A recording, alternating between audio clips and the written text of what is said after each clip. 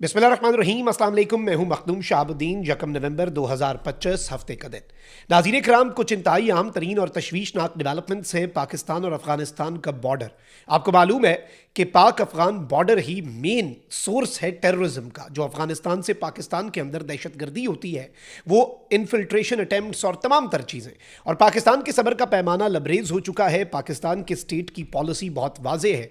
6 नवंबर को अगले मुज़ाकरात होने हैं, लेकिन ये जो मुज़ाकरात हैं इन्हें भी सैबोटाज करने की कोशिशें टीटीपी या बीएलए नहीं बल्कि तालिबानी रिजीम और भारत की तरफ से की जा रही हैं। इस हवाले से एक तो तालिबानी रिजीम और भारतीय गठजोड़ मजीद बेनकाब हुआ है, नंबर 1। नंबर 2, पाकिस्तान के स्टेट का मौक़िफ़ वजारत खारजा की तरफ से ये जो मुज़ाकरात हैं इनके अंदर तालिबानी रिजीम ने किस तरह से पाकिस्तान का बुनियादी नुक्ता माना है उस पर बात करते हैं। लेकिन उससे भी ज़्यादा जो अहम चीज़ है वो ये है कि बलूचिस्तान के पहाड़ों पर शदीद जंग छिड़ी है भारत के एजेंट्स के साथ। पाकिस्तानी अफवाज इस वक्त दुश्मनों पर टूट पड़ी हैं। सिक्योरिटी जराए इस वक्त क्या बता रहे हैं, और ये एक बहुत बड़ा ऑपरेशन जो किया गया है, इसकी कुछ एक्सक्लूसिव तफसीलात हैं जो आपके सामने रखनी है। नाज़रीन इकराम, अगर अभी तक आपने इस वीडियो को लाइक नहीं किया तो लाइक ज़रूर कर दें। कमेंट सेक्शन में पाकिस्तान जिंदाबाद का नारा ज़रूर लिखें। और जिन लोगों ने चैनल को सब्सक्राइब नहीं किया उनसे मेरी ये दरखास्त है कि चैनल को भी लाजमी सब्सक्राइब कर लें। सबसे इंपॉर्टेंट चीज़ नाज़रीन इकराम, जो बुनियादी नुक्ता है, देखें मुज़ाकरात के हवाले से तालिबानी रिजीम के साथ और जो एक सीज फायर को एक्सटेंड किया गया है मुज़ाकरात के अगले दौर तक, उसे समझते हैं।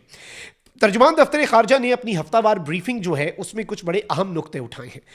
उन्होंने कहा कि मुज़ाकरात में अफगान तालिबान हुकूमत ने कलदम दहशतगर्द तंजीम टीटीपी और दीगर दहशतगर्द तंजीमों की मौजूदगी को तस्लीम कर लिया है और अफगान हुकाम ने इन तंजीमों के खिलाफ कार्रवाई ना करने के मुख्तलिफ जवाब भी पेश किए। यानी नंबर 1, ये पहले तस्लीम नहीं करते थे कि भाई हमारी सरजमीन से ये दहशतगर्दी होती है। पाकिस्तान ने इर्रिफ्यूटेबल एविडेंस, नाकाबिल तरदीद शवाहिद दिखाए तो ये इस बात को तो मान गए, लेकिन इनके खिलाफ कार्रवाई ना कर सकने के इन्होंने मुख्तलिफ जवाब जो हैं वो मुज़ाकरात में पेश किए। पाकिस्तान और अफगानिस्तान के दरमियान मुज़ाकरात के हवाले से तर्जुमान दफ्तर खारजा ने कहा कि हसास नौइयत के मुज़ाकरात पर हर मिनट पर तबसरा मुमकिन नहीं। मोहतात रहने का हक हमें हासिल है और हम ये हक इस्तेमाल करेंगे। उन्होंने कहा कि भाई तमाम मुतलका इदारों के इस्तंबुल मुज़ाकरात में नुमाइंदे शामिल थे। मुज़ाकरात में तमाम अहम उमूर पर तफसीली गुफ्तगू हुई। 6 नवंबर को अगले दौर में मुज़ाकरात की जामे तफसीलात सामने आएंगी और मुज़ाकरात में मस्बत पेशरफ्त जारी रहेगी। ये निहायत हसास और पेचीदा मुज़ाकरात हैं जिनमें सब्र और बुर्दबारी की ज़रूरत है। फिर इसमें सबसे अहम तरीन चीज़ यह है नाज़रीन कराम के तर्जुमान दफ्तर खारजा ने इस पर यह कहा है कि कवायद के तहत जंग या अमन का ऐलान वज़ीर आज़म की सवाबदीद पर होता है। वज़ीर आज़म को फैसलों के लिए वजारत खारजा से मुशावरत और सिफारिशात फराहम की जाती हैं और मुज़ाकराती अमल में मुकम्मल तौर पर पाकिस्तान की जो गवर्नमेंट है और पाकिस्तान के इदारे हैं वो शरीक रहे। और इस वक्त कोई भी तकसीम या इख्तलाफ नहीं है। एक सिंगल पेज पे जो पाकिस्तान के तमाम तर स्टेक होल्डर्स हैं वो हैं। और सबसे अहम तरीन चीज़ यह है नाज़रीन कराम के इस सब के अंदर जो मिनिस्टर फॉर इंटीरियर है, minister for state for interior, वजीर मुमलिकत बराए दाखिला, उन्होंने एक स्टेटमेंट दी है कि सरहदी खिलाफ वर्जी पर जवाबी कार्रवाई ज़्यादा मजबूत होगी और इससे पहले जो पाकिस्तान ने किया है अफगानिस्तान के साथ उससे भी ज़्यादा सख्ती के साथ पाकिस्तान जो है वो आगे बढ़ेगा। फिर इसके साथ ही साथ पाकिस्तान के डिफेंस मिनिस्टर ने भी स्टेटमेंट दे दी है कि टीटीपी की सरपरस्ती बंद ना हुई तो अफगानिस्तान से ताल्लुकात कभी भी मामूल पर नहीं आ सकते। कभी भी नॉर्मलाइजेशन ऑफ टाइज जो है वो पाकिस्तान और अफगानिस्तान के दरमियान नहीं होंगी।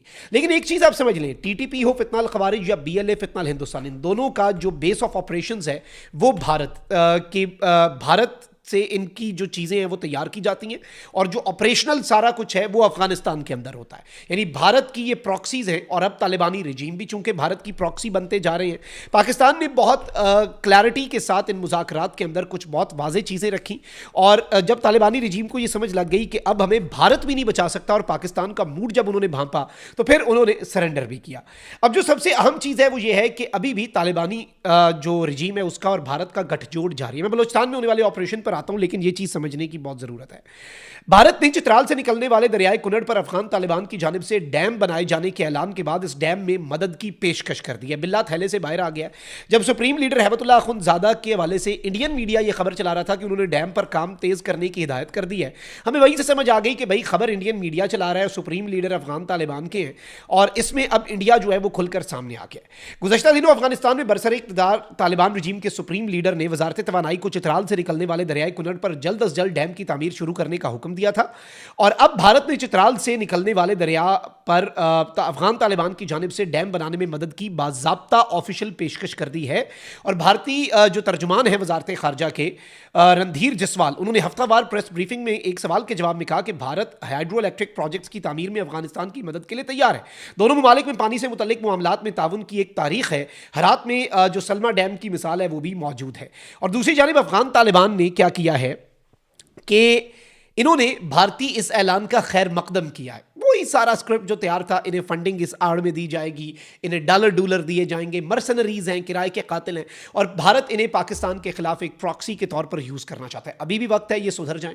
पाकिस्तान इस वक्त हाई अलर्ट पे है। इनकी तरफ से कुछ भी हुआ, इन्हें वो जवाब पाकिस्तान ने देना है कि इन्हें समझ लग जानी है कि भारत भी अब 1000 मरतबा पाकिस्तान के साथ किसी कॉन्फ्लिक्ट में उतरने से पहले क्यों सोचता है।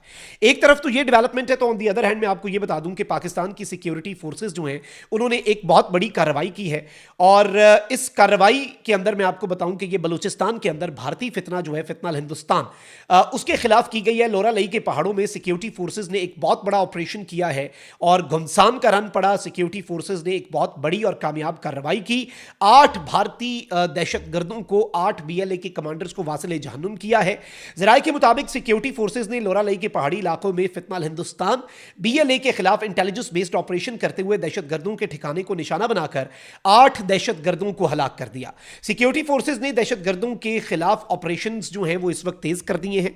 इस वक्त पाकिस्तान की एयरफोर्स, पाकिस्तान की आर्मी के जो एविएशन कोर है, और पाकिस्तान के जो गनशिप हेलीकॉप्टर्स हैं, पाकिस्तान के जो ड्रोन्स हैं, पाकिस्तान की जो एरियल पावर है, सब कुछ इस वक्त टीटीपी और बीएलए के खिलाफ मुकम्मल तौर पर इस्तेमाल हो रही है। और इस वक्त पाकिस्तान ने सरहद से घुसने वाले जो दहशतगर्द हैं, अफगानिस्तान की सरजमीन से घुसकर पाकिस्तान में आने वाले, एक तो अब जो नए दहशतगर्द इन्फिल्ट्रेशन की कोशिशें करते हैं उनके साथ वो काम हो रहा है कि आप अंदाजा भी नहीं कर सकते। इनकी तश्कीलें उड़ाई जा रही हैं। बल्कि हम तो चाहते हैं ये 8-10 और इन्फिल्ट्रेशन अटेम्प्ट्स करें ताकि इसी बॉर्डर पे हम इनका मक्कू ठप दें, हमें अंदर घुसना ना पड़े।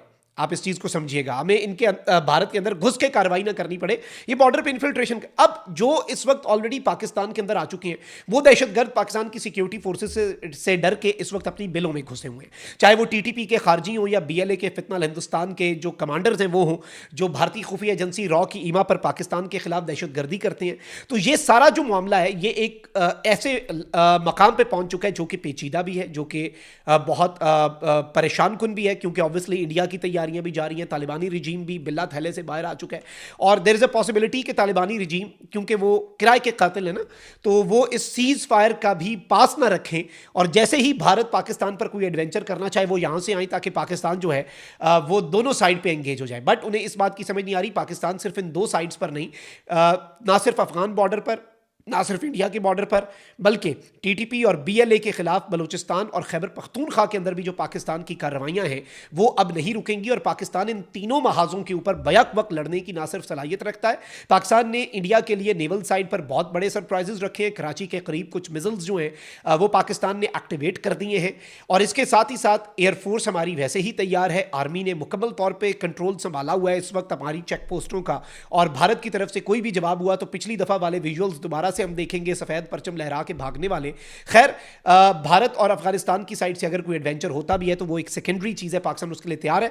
जो इस वक्त जंग जारी है वो ये है कि बलूचिस्तान के पहाड़ों से लेकर खैबर पख्तूनख्वा के मुख्तलिफ दूर दराज इलाकों के अंदर बिलों में छुपे हुए दहशतगर्दों को हंट डाउन किया जा रहा है और ये ऑपरेशन मजीद इंटेंसिफाई किए जाएंगे। कॉमेंट सेक्शन में राय का इजहार जरूर करें। अपना बहुत ख्याल रखें। पाकिस्तान जिंदाबाद।